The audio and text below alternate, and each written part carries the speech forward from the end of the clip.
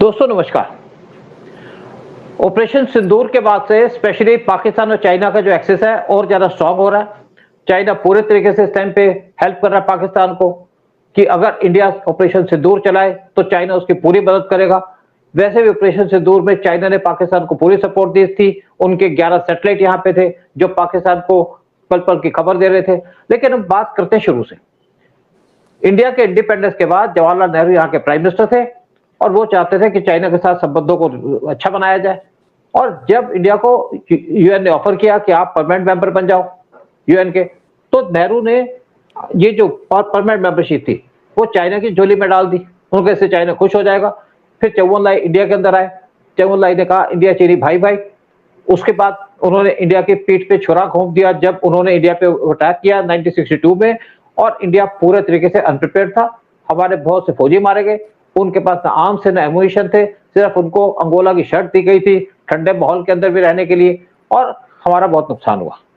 लेकिन पाकिस्तान इसी मौके की तलाश में था। पाकिस्तान ने 1963 में सक्षम वैली का जो एरिया था जो बिलोंग करता है पीओके को, वो चाइना को दे दिया 5,500 स्क्वायर किलोमीटर का।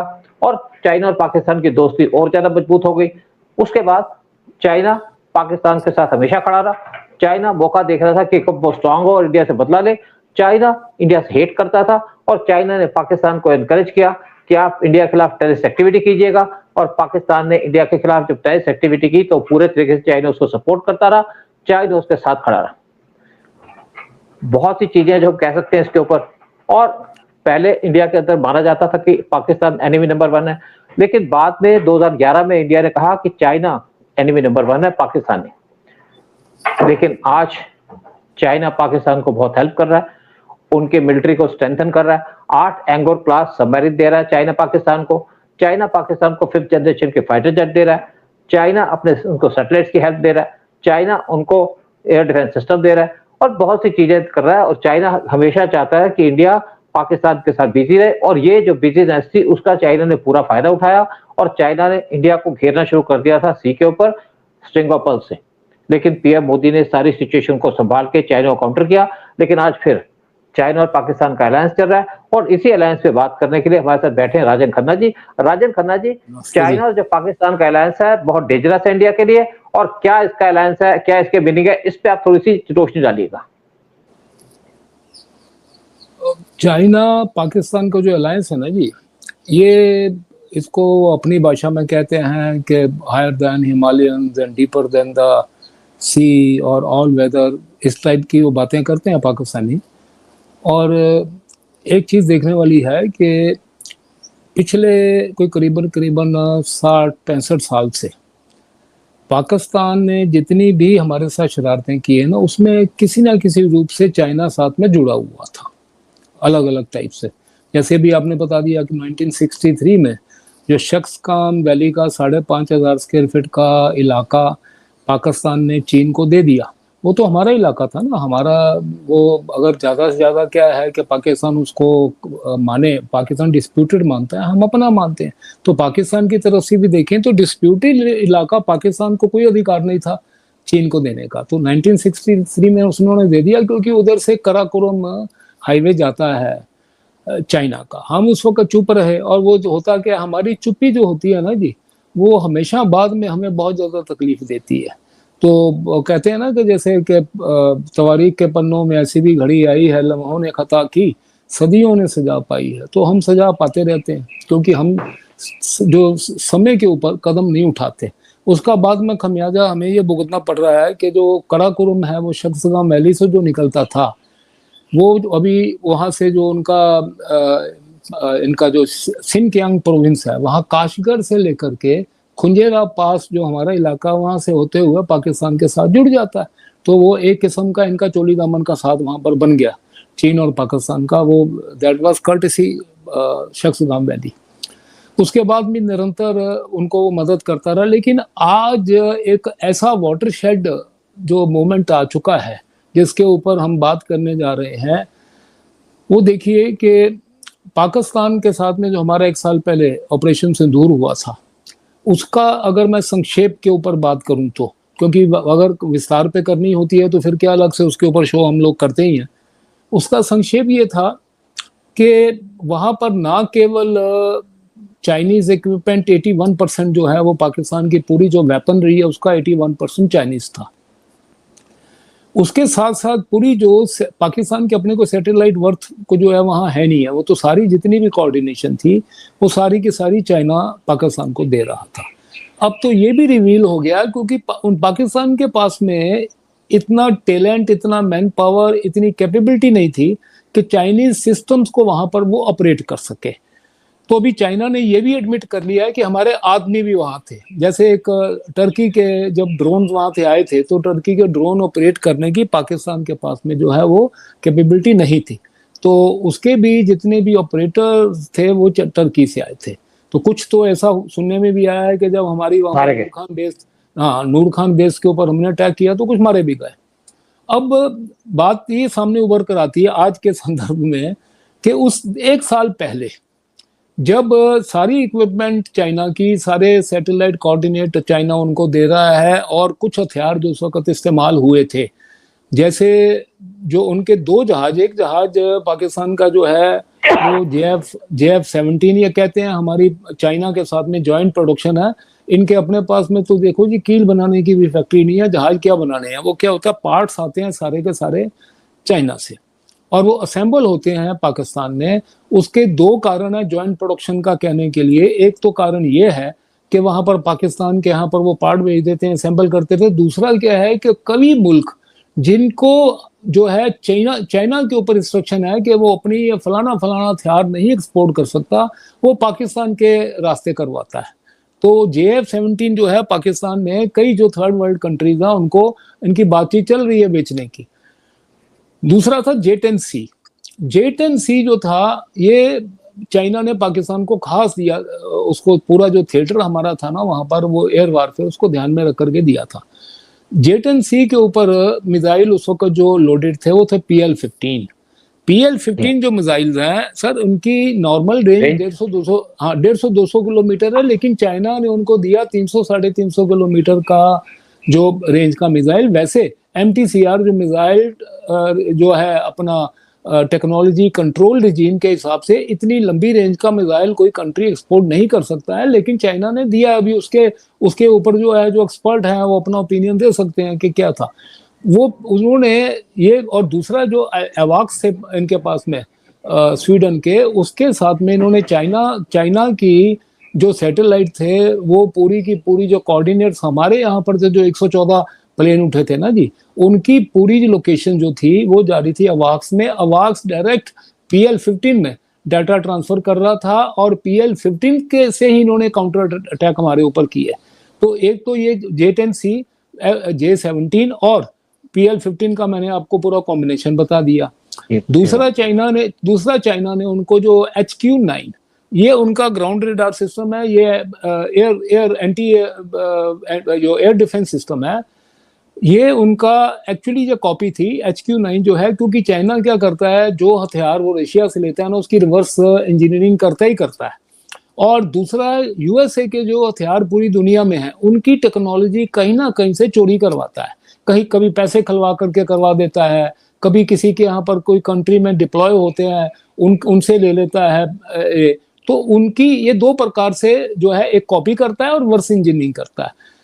जो इनका था ये HQ-9 ये इन्होंने कॉपी किया था S-300 जो रशिया का अपना एयर डिफेंस सिस्टम, ठीक है जी।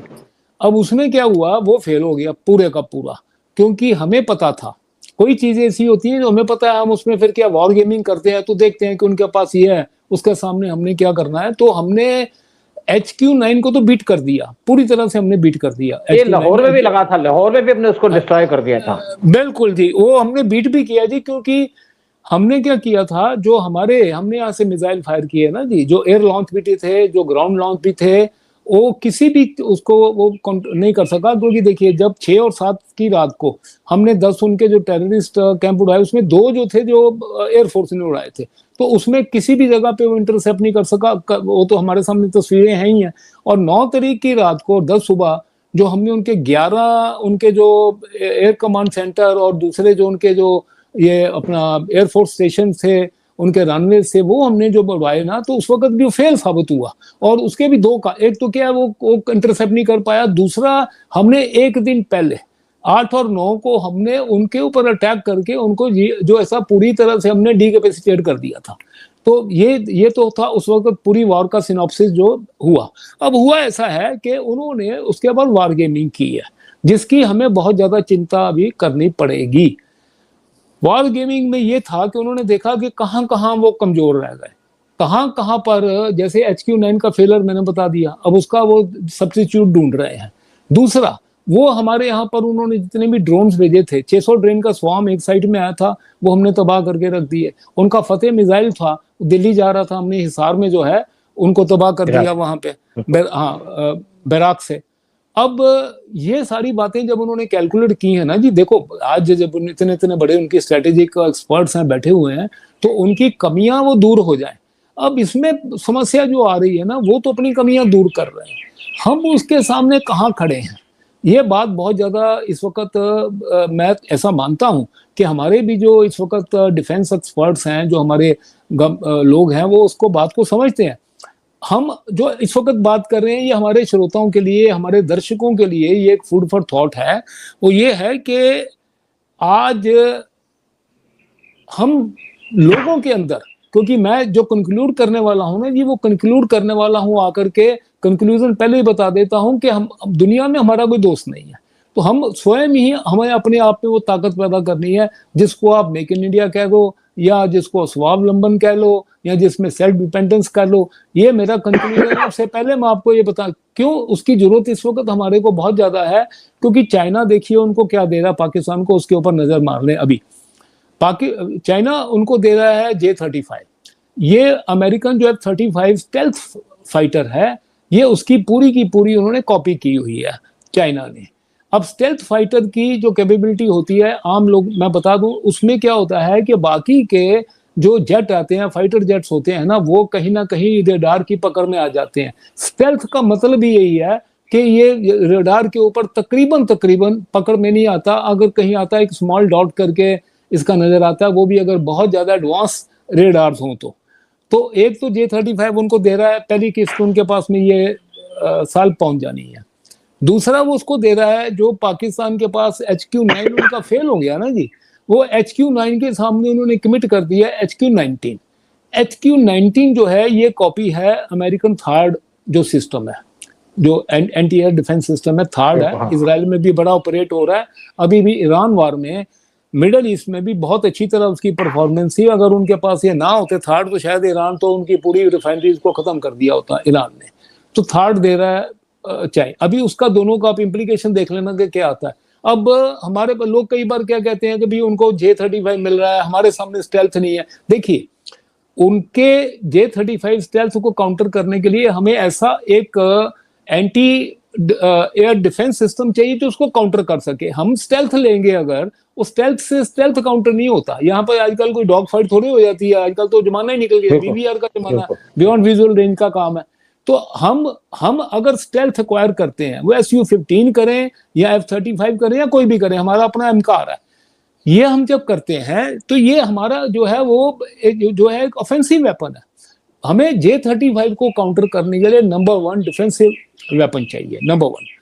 नंबर 2, उनका HQ19 जो आ रहा है, उसको हमारे वो देखिए, वो है थर्ड के, तो थर्ड की कमजोरी क्या है, वो उसको पकड़ना पड़ेगा। और उसके सामने हम उसको कैसे बाईपास कर सकते हैं, ऐसे ऑफेंसिव वेपन जो है हमें आज से ही जो है उनको पर, क्योंकि ये देखिए ऑपरेशन, जैसे प्रधानमंत्री ने भी कहा था, बड़ा स्पष्ट है कि ऑपरेशन सिंदूर अभी बंद नहीं हुआ।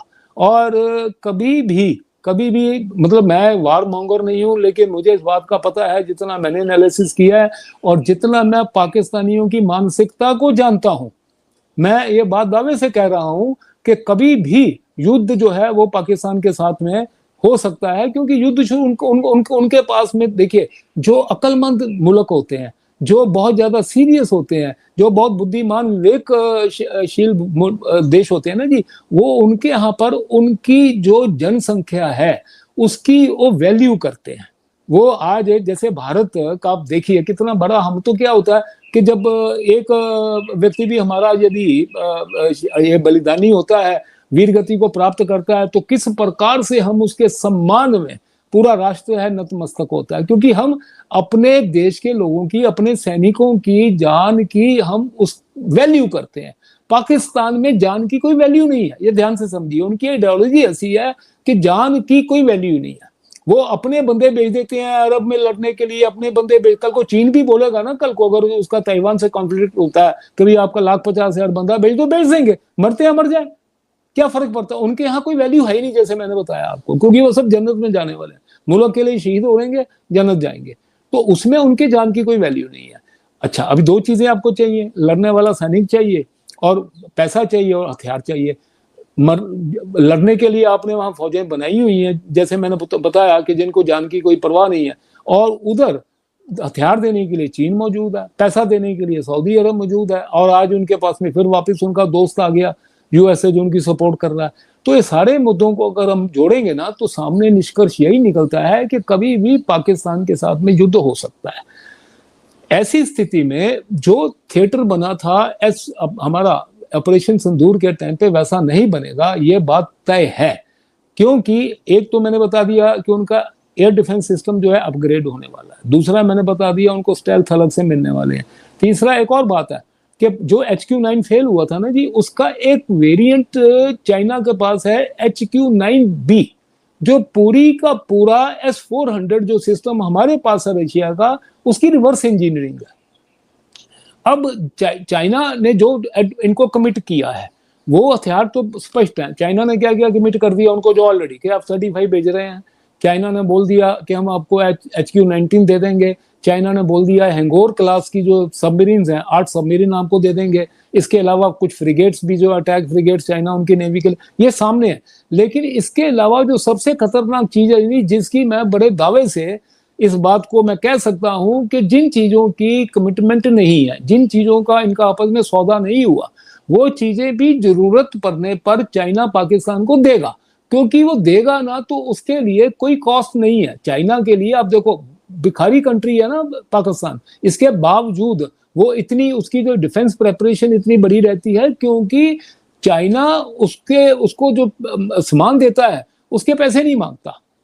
चाइना ने कभी आज दिन तक किसी ने ये चीज, डिफेंस एनालिस्ट ने मेरे ख्याल से नहीं उठाई है कि इनकी जो डील होती है उसकी पेमेंट होती है कि नहीं होती आपस में इनकी, वो किस प्रकार से आती है। वो खाली लोगों को दिखाने के लिए डील है। ये तो पूरी की पूरा एक दान है। एक चाइना ने अपनी एक डीप स्टेट पाकिस्तान है, उसको भारत के विरोध में इस्तेमाल करने के लिए रखा है, और जो सामान चाहिए चाइना उनको देता है। क्योंकि चाइना ने हमारे साथ डायरेक्ट कॉन्फ्लिक्ट हो तो क्या होगा, अगर हमारा नुकसान होगा तो हम चाइना के भी दांत खट्टे करेंगे, ठीक है, बड़ा जबरदस्त करेंगे। तो चाइना कहता है कि अपना नुकसान बचाते हुए भारत को किस प्रकार से वो हानि पहुंचाए, वो पहुंचाने के लिए कहते हैं मोर देन विलिंग पार्टनर है या पाकिस्तान, क्योंकि उनको तो है ही, उनको इस चीज से कोई नहीं। उनके जनरल ने कहा था, सर आपको पता है पिछले साल उसने कहा हम तो एक ये डंपर है ना, कचरा उठाने वाले, और आप मर्सिडीज गाड़ी हो, कि अगर डंपर मर्सिडीज को टकराएगा तो नुकसान तो मर्सिडीज का ही होना है ना।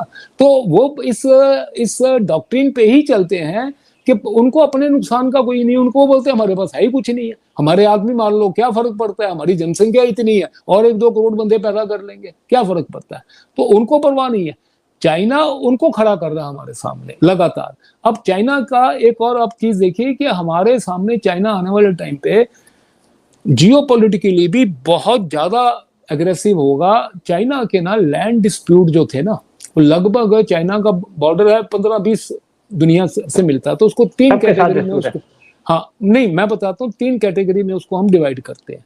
पहली कैटेगरी वो लैंड डिस्प्यूट जो सॉल्व कर चुका है चाइना। देखिए वो किर्गिस्तान के साथ में, कजाकिस्तान के साथ में, ताजिकिस्तान के साथ में, रशिया के साथ, मंगोलिया के साथ में, हाँ वो सारा कर चुका। मंगोलिया के साथ में क्या हुआ जी, वो डिस्प्यूट नहीं सेटल हुआ, वो उसकी एक किस्म की आर्म ट्विस्टिंग थी चाइना की, क्योंकि छोटा सा मुल्क है मंगोलिया, क्या उसके सामने वो उसकी बसात क्या है। तो पहले तो जो इनर मंगोलिया का इलाका जो चाइना की अपनी एक प्रोविंस है, वो तो मंगोलिया का ही था ना, ये तो उन्होंने पहले लिया बाद में, और फिर वो इस्लामी स्लाइसिंग करते रहे, तो उसकी बेचारे की बसात ही कोई नहीं है। चाइना कल को पूरा मंगोलिया भी अगर हड़प गया ना तो कुछ नहीं कर सकते मंगोलिया वाले। तो एक तो उनका, हाँ लैंडलॉक्ड है, गरीब मुल्क है, कुछ नहीं कर सकेंगे। तो एक तो उनका ये आ गया। उसके बाद में चाइना के जो डिस्प्यूट थे, जो उनके ओशियनिक डिस्प्यूट्स हैं, जापान के साथ सेनकाकू आइलैंड है जिसके ऊपर उसके डिस्प्यूट है, काफी समय से चल रहे हैं। उनके फिलीपीन के साथ में पार्सल और स्पार्टन आइलैंड्स हैं, इसके डिस्प्यूट है। ठीक है, अभी साउथ चाइना सी में जितने आइलैंड हैं, अब देखा जाए तो चाइना कहता सारे के सारे उसके हैं। अब अगर मान लीजिए कि इंटरनेशनल लॉ को देखेंगे, जो आइलैंड इंडोनेशिया के करीब आता है तो उसके ऊपर जो अधिकार है इंडोनेशिया का है, जो वियतनाम के करीब आता है उसमें वियतनाम का है, जहां पर मलेशिया का है वहां मलेशिया का है। ठीक है, लेकिन चाइना कहता है कि पूरे साउथ जो अपना चाइना सी है वो पूरे का पूरा जो है उसके बाप का है।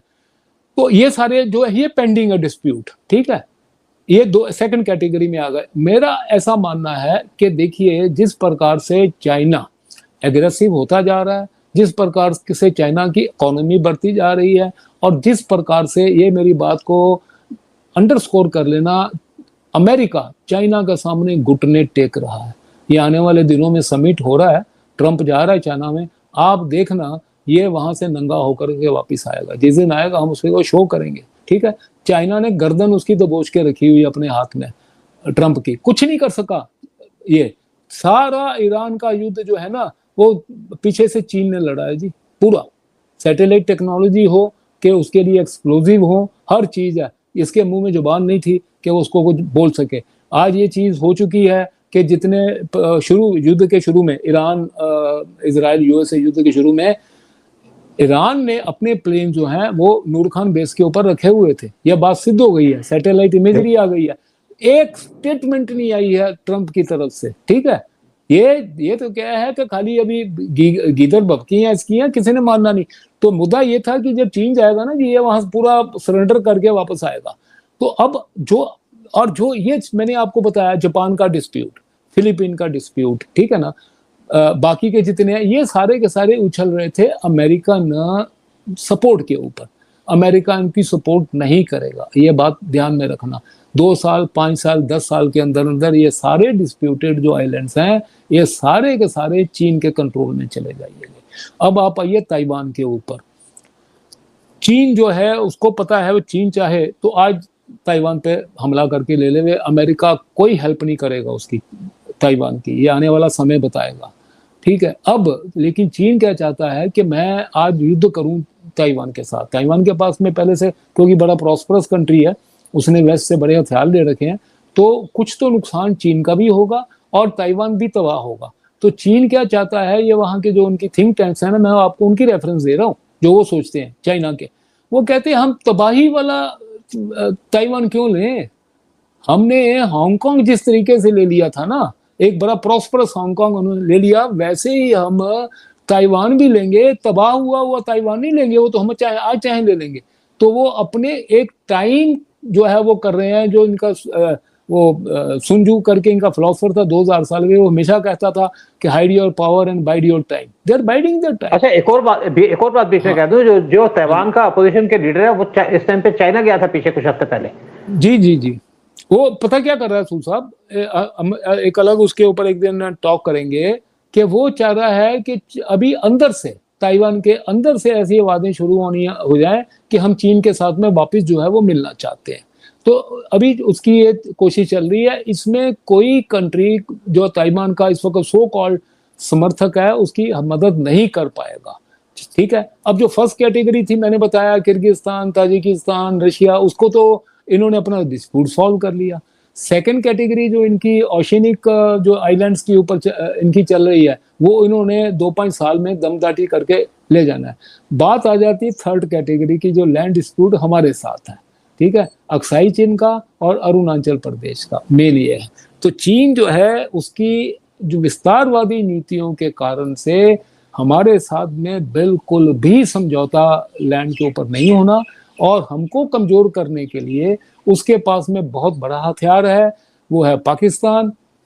और पाकिस्तान को टाइम टू टाइम वो जो है, पहले भी आपको मैंने बताया कि किस प्रकार से डिप्लोमेटिक, यहाँ तक पाकिस्तान के टेररिस्ट जो थे, मसूद अजहर जैसे, उसको इंटरनेशनल टेररिस्ट इन्होंने वीटो करते रहे हमेशा।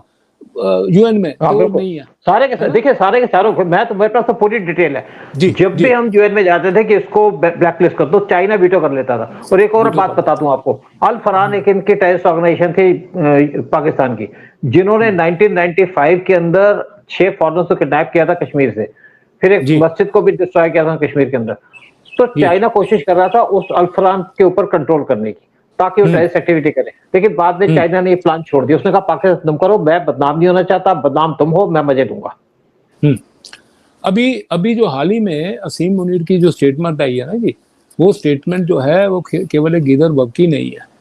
वो उसमें उसने पूरा तरह से उनके जो वार गेमर है उन्होंने सोचा हुआ है, उनको पता है कि पिछले बार जो अपना 4 दिन का 80-84 घंटे का जो हमारा युद्ध चला, उसमें हम हमारी किस चीज के ऊपर बढ़ोतरी थी उसकी काट वो उन्होंने तैयार की है। और उसके बाद में वो जो जो चीजें उनकी ऑफेंसिव वेपन जो थे उनको वो अपग्रेड कर रहे हैं। यहाँ तक कि जो फाइबर ऑप्टिक नेटवर्क का था ना जी, कि जो चाइना का यहाँ से चलता था, ये सिंकियांग से शुरू होता था काशगर से, और वो आता था रावलपिंडी तक, जो उनका जीएचक्यू है ना वहां तक वो आ रहा था। तो उससे क्या होता था कि जो उसकी स्पीड फाइबर ऑप्टिक इतनी है कि जो सिग्नल वो सैटेलाइट से काशगर में रिसीव करता था उनका सेंटर, वो इमीडिएटली साइमल्टेनियसली वो यहाँ पर इनको मिल जाते थे रावलपिंडी में। तो अब वो उसको एक्सटेंड कर रहा है कराची और ग्वादर तक। ठीक है। अच्छा, पिछली बार हमने एक और तुरप का पत्ता निकाला था इसमें ऑपरेशन सिंदूर में। हमने क्या किया था कि हमने भी वार गेमिंग की हुई थी। हमने देखा था कि इससे आगे अगर पाकिस्तान जाएगा तो हम अपनी नेवी को यूज करेंगे। हमने विक्रांत को भी जो है वो यहाँ पर अरेबियन सी में आगे तक ले गए थे, और बाकी भी हमारे जितना भी ऑफेंसिव वहाँ पर आर्माडा था वो सारा उस वक्त तैयार था। अब उसके लिए पाकिस्तान को इन्होंने जो है, मैंने आपको बताया ना जैसे कि अगोर क्लास की जो सबमरीन और बाकी जो नेवल उनका जो पूरा सिस्टम अपग्रेड कर रहे हैं। तो हमें इसको देखते हुए अपनी डिफेंस प्लानिंग को तैयार करना पड़ेगा। और मैंने बीच में जो बात कही थी ना जी, देखिए हमारा दुनिया में कोई दोस्त नहीं है। हमारा आइडियोलॉजिकल दोस्त कोई है, अगर आप पूरे 200 मुल्क देख लेंगे, आइडियोलॉजिकल है वो सिर्फ एक इजराइल है। वो भी क्यों, उसका कारण है क्योंकि उनकी भी एग्जिस्टेंस के ऊपर जो है वो बहुत बड़ा एक थ्रेट है, हमारी भी एग्जिस्टेंस के ऊपर थ्रेट है इस वक्त। और इसीलिए आइडियोलॉजी है, जो आइडियोलॉजी उनको इस वक्त टॉर्मेंट कर रही है, पीड़ित कर रही है, वो सेम आइडियोलॉजी हमें कर रही है। तो इसके लिए एक, लेकिन वो छोटा कंट्री है इजराइल, वो कितना ज्यादा हमें, बाकी की आप नजर मार लो, यूएसए जो है वो तो क्या है कि गिरगिट की तरह रंग बदलता है। कभी बोलता है क्वाड में आ जाओ, कभी बोलता है भी क्वाड में लाने वाले हमें जापान, ऑस्ट्रेलिया, इंडिया, यूएसए। आप मेरे को बताओ, वो ये क्वाड में लाने वाले राष्ट्रपति की स्टेटमेंट थी क्या हमारे लिए, इंडिया इज हेल होल, या दुनिया भर का हमें उसने कभी उसने टैरिफ के लिए, कभी पाकिस्तान की मदद करना। तो ये इसने सिद्ध कर दिया कि दोगला आदमी है, ये हमारा दोस्त कभी हो नहीं सकता। रशिया हमारा हमेशा से दोस्त रहा है, लेकिन रशिया में भी अभी समस्या ये आ गई है कि रशिया जो है वो यूरोप में कॉट अप है। रशिया को जो है चाइना की बहुत बड़ी मदद चाहिए। तो उसके लिए रशिया भी जब चाइना और भारत के बीच में डिसाइड करना होगा तो वो हमेशा चाइना के फेवर में करेगा। ठीक है। तो फ्रांस था, बहुत ज्यादा उछलता था, हमने रफाल भी उससे ले लिए, हमें वो उसका सोर्स कोड तक भी देने को तैयार नहीं है। तो ये हाँ ठीक है, ये सारे हमें क्या आखिर क्या हम क्या हमें अगर सरवाइव करना, या हमें जिसको डिफेंसिव ऑफेंस की पॉलिसी को मेंटेन करना, और हमें अगर हम खड़े हो गए हैं आज कि नहीं हम आतंकवाद की घटनाओं को बर्दाश्त नहीं करेंगे, आपके सामने है, हमने जो बार है ना जी उसको बहुत ऊंचा कर दिया। हमने पहली दफा जब सर्जिकल स्ट्राइक की थी, वो एक चीज ऐसी थी कि जब मतलब उससे पहले की किसी हुकूमत ने हिम्मत नहीं की थी। उसके बाद में हम बालाकोट में गए तो थोड़ा बार जो थी और ऊंचे कर दी, थ्रेशोल्ड जो है और ज्यादा आगे कर दिया। उसके बाद में जब बालाकोट के बाद में ऑपरेशन सिंदूर हुआ, तो मुझे एक बात बताइए, ये जिस रेशो से ऊपर जा रहा है, ठीक है, ये जो इसकी पूरी की पूरी एक ट्रेजेक्ट्री बन रही है, उसके ट्रेजेक्ट्री के हिसाब से आगे जो होगा वो ऑपरेशन सिंदूर से बहुत ज्यादा होने वाला है, वो कम नहीं होगा। और आतंकवाद की घटनाएं तो पाकिस्तान से कभी बंद होनी नहीं है, ये बात तो अगर हम कोई मुगालते में रह जाए कभी नहीं बंद होनी नहीं। उनका सर्वाइवल है जी, उनका सर्वाइवल ही उसी के ऊपर है। आतंकी स्टेट है वो, जब जिन्ना ने बनाई थी ना, वो आतंक के सहारे ही बनाई थी उसने, और वो आतंक ही उनके ब्लड में है, तो वो उससे तो कभी पीछे आएंगे नहीं।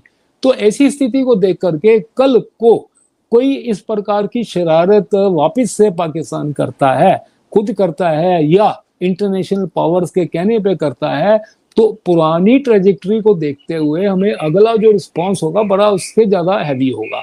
अब उसके लिए जो तैयारी है, जो मैंने कहा ना कि दोस्त नहीं है हमारे, तो हमें तो स्वावलंबन, वो हमारे कहते हैं कि न राज्याभिषेको न संस्कारो स्वयमेव मृगेंद्रता, कि हमें जो सिंह होता है ना जी जंगल का, उसका राज्याभिषेक नहीं होता, संस्कार नहीं करते उसका कोई, लेकिन वो सिंह होता है, वो अपने आप जो है वो जंगल पर राज करता है। तो ऐसी ही मनोस्थिति हमको, क्योंकि मैंने बताया ना कि ये स्ट्रेटेजिक सब्जेक्ट है, स्ट्रेटेजी वाले डिस्कस करते होंगे, भारत की सरकार तैयारी करती होगी, हम तो बात कर रहे हैं, चर्चा कर रहे हैं हमारे दर्शकों के साथ में। हमारे दर्शक जो हैं, हमारे श्रोता जो हैं, उन पर है कि ज्यादा से ज्यादा हम मेक इन इंडिया ऐसी एक मानसिकता बनाए। मैं आपको एक इसमें उदाहरण देता हूं, और चाइना में जाता था, मैंने वहां देखा है कि वहां पर अगर सुबह 9 से लेकर 5 बजे तक का काम है ना जी, तो उनका 1 बजे खाने का समय होता है, तो बराबर 1 बजे हूटर है, 1:30 शार्प वो अपने डेस्क पर होते हैं काम करने के लिए।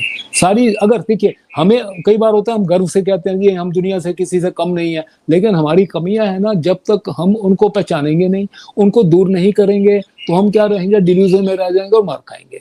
तो हमारी उनके सामने प्रोडक्टिविटी जो है चाइना के सामने कम है, क्योंकि चाइनीज वर्कर हमसे ज्यादा बुद्धिमान नहीं है, ये बात तय है, लेकिन हमारे से बहुत ज्यादा डिसिप्लिन्ड है चाइना का वर्कर है, ठीक है, उसकी प्रोडक्टिविटी जो है हमसे बहुत ज्यादा है। यही कारण है कि आज चाइना हमारे से पीछे था। 1980 से 1990 के दशक में उसने शुरू में मोमेंटम पकड़ा, और उसके बाद आज तो उसके जो, आप अगर पूरी उनकी टेक्नोलॉजी देखें रोबोटिक्स में या आर्टिफिशियल इंटेलिजेंस में, तो आज अमेरिका को पीछे छोड़ गए हैं वो। सैटेलाइट टेक्नोलॉजी में आपने, अब हमारे सामने ही है, पाकिस्तान को दी जब ऑपरेशन सिंदूर में, आज हमारा जो नाविक सिस्टम है वो अभी कमजोर हुआ है, क्योंकि हमारा PSLV भी हमने वापस 2 बार भेजे तो फेल हो गए, लेकिन उनके पास तो रेडीमेड टेक्नोलॉजी आ रही है चाइना की। और ईरान जैसे बैंकरप्ट, मतलब जिसको बोलते हैं कि एकदम से बेकार कंट्री, जिसके पास में एयरप्लेन भी पिछले 60 साल पुराने हैं, उसको इन्होंने अपनी सैटेलाइट टेक्नोलॉजी देके सब के सब USA, इजराइल और गल्फ कंट्रियों को जो है ना, वो नाकों चने चबवा दी है। तो चाइना की टेक्नोलॉजी जो है ना जी, वो उसको मैच करना है, तो हमें अपने यहाँ पर एक मेक इन इंडिया करना, और उसके लिए आम जनता में एक मानसिकता तैयार करनी कि हमारे लिए अब जो आने वाला समय है, ये समय जो है एक बहुत बड़ा चैलेंज है हमारे लिए, सर्वाइवल का है। नहीं तो अभी जो पहले जंगें हुआ करती थी ना जी, अब ये रूप नहीं है, बिल्कुल अलग हो गया, देख ही लिया, बिल्कुल चेंज हो गया, बिल्कुल चेंज हो गया। तो ये सामाजिक लेवल के ऊपर ये हमारे लिए एक आत्म मंथन का समय है, आम हमारे लोगों के लिए, कि किस प्रकार से हम अपना योगदान जो है मेक इन इंडिया में हम डाल सकें, किस प्रकार से हम अपने जो है पैरों पे खड़े हो सकें, और किस प्रकार से हम सरकार पे भी दबाव लेके आए कि क्यों आज एमका जो है इतने साल लेट हो गया, क्यों कावेरी इंजन जो है वो हम नहीं बना पाए, क्यों हमारा तेजस जो है इतने साल लेट हो गया। तो देखिए, क्योंकि आप अगर फ्रांस के पास जाते हो, टेम्पोरेरी काम तो हो गया, लेकिन वो आपको रिफाले देगा, हम आपसे लाखों करोड़ भी ले लेगा, आपको सोर्स कोड नहीं देगा। तो उसके सामने हमारा अपना इंडिजिनस सिस्टम तो तैयार होना चाहिए था ना जी। और थोड़ा बहुत हम ले लेते थे पहले रशिया से, जैसे मैंने आपको बताया, आने वाले टाइम पे तो वो हो सकता है हमें दे दे, तो उसके तुरंत उसकी जो है पूरा ब्लूप्रिंट है चाइना के साथ में शेयर करते, कोई बड़ी बात नहीं है। तो ये खतरे हैं। अंततोगत्वा एक ही बात है, हम लोगों को ही अभी खड़ा होना पड़ेगा, और हर स्थान के ऊपर हमें प्रोडक्टिविटी जो है, डिफेंस की सर बात नहीं है सूसा, आप हर चीज में देख लो, बाकी भी आज भी 150 करोड़ का हमारा व्यापार है चाइना के साथ, 150 बिलियन डॉलर। आप देखो 80% 85% उनके फेवर में है, ठीक है। आपके यहाँ पर वॉशिंग मशीन बनती है, AC बनता है, पूरी किट वहां से आ जाती है, चाइना से आती है। तो हमारे यहाँ पर हम चाइना के सामने उसी कीमत के ऊपर हम क्यों नहीं बना सकते? क्योंकि हमारी प्रोडक्टिविटी जो है ना, उनके सामने मैच नहीं कर रही है। आज उनके यहाँ पर लेबर चार्जेस ज्यादा है हमारे से, उनके यहाँ पर इलेक्ट्रिसिटी चार्जेस ज्यादा है हमारे से, इसके बावजूद भी देखो पूरी दुनिया की वो मैन्युफैक्चरिंग हब बना हुआ है। तो ये सारी चीजों को ध्यान में रख करके हम अगला भी जो करेंगे ना, इसी के साथ जुड़ा हुआ करेंगे। तो तब तक के लिए आप बताइए आपका इसमें क्या। नहीं, मैं आपके सारी चीजें सुन रहा हूँ, मैंने बड़ा इंप्रेस हुआ आपने जो सारी बातें कही, बिल्कुल आप ठीक कह रहे हैं कि हम एक्चुअली आत्मनिर्भर तो हैं, बहुत सी चीजें खुद प्रोड्यूस कर रहे हैं, जैसे S-400 रशिया से ले रहे हैं, लेकिन हमारा जो अपना कुशा है वो खुद इंडिया के अंदर बना रहे हैं, जो उससे आधे रेट पे बनता है। हम यहाँ पे सबमरीन बना रहे हैं तो उसकी टेक्नोलॉजी भी दे रहे हैं, अगर हम न्यूक्लियर सबमरीन बना रहे हैं तो खुद बना रहे हैं हम, अगर यहाँ पे जो एयरक्राफ्ट बना रहे हैं। लेकिन जहां तक एयरक्राफ्ट बनाने की बात है, आपकी बात बिल्कुल ठीक है, जो हमारा MKC है वो काफी लेट हो गया और इंडिया ने इस टाइम पे क्या किया, प्राइवेट इंडस्ट्री को इसके अंदर डाल दिया है। लेकिन जैसे हमें अटैक हेलीकॉप्टर चाहिए था, प्रचंड हेलीकॉप्टर खुद बना रहे हैं। पहले हम US से प्लेन लेते थे, 60R प्लेन ले रहे थे उनसे, लेकिन अब खुद बना रहे हैं अटैक हेलीकॉप्टर जो उससे बेटर है। लेकिन बहुत सी चीजों पे हम काम कर रहे हैं, लेकिन बहुत सी चीजें लेट हो गई, क्योंकि जो हमारी पहले की गवर्नमेंट थी उन्होंने बहुत सी चीजों को निग्लेक्ट किया, डिफेंस को पर्टिकुलरली। लेकिन आज हमारा देश की प्रोग्रेस हो रही है, लेकिन चैलेंजेस भी बढ़ रहे हैं, हमारी इकोनॉमी बढ़ रही है, हमारी इंपॉर्टेंस बढ़ रही है, साथ में हमारे चैलेंजेस बढ़ रहे हैं, क्योंकि हमारे दुश्मन इकट्ठे हो गए। चाइना हमारा, पाकिस्तान तो हमारा दुश्मन था, चाइना उसके साथ मिल गया। और दूसरी बात है कि US इस टाइम पे पूरा सपोर्ट कर रहा है पाकिस्तान को, इसलिए हमें चिंता की बात तो है। और उम्मीद ये करते हैं कि ऑपरेशन सिंदूर पार्ट 2 के अंदर हम एक फाइनल अगर ब्लो देंगे पाकिस्तान को, तो हम सारी मुश्किलों को पार कर पाएंगे एक ही बार में। लेकिन आपसे रिक्वेस्ट करते हैं कि हमारे चैनल को सब्सक्राइब कीजिएगा, वीडियो को शेयर कीजिएगा और अपने व्यूज दीजिएगा कि आपको क्या लगता है। राजन खन्ना जी ने बड़े अच्छे तरीके से सारी बातें समझाई, बहुत सी चीजें क्लियर कर दी, जो लोगों के मन में कुछ भी दुविधा थी। और मैं तो कुछ चीजों को जानता भी था, समझता भी था, लेकिन जिस तरीके से इन्होंने सारी बातें बताई, मेरे को भी इससे बहुत अच्छी नॉलेज मिली। जय हिंद, जय भारत। Yeah.